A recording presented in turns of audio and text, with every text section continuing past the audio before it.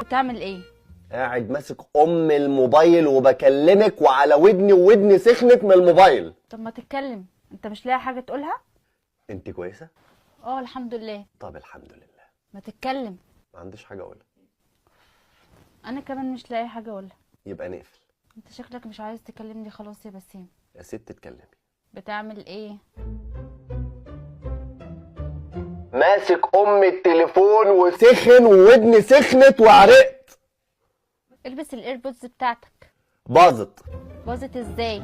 مش مشحونه يا حبيبتي، اخر 60,000 ساعه بقطع الشحن. اجي اشحنها لك يا حبيبي؟ بسيم انت متعصب مش عايز تتكلم معايا؟ يا ست اتكلمي.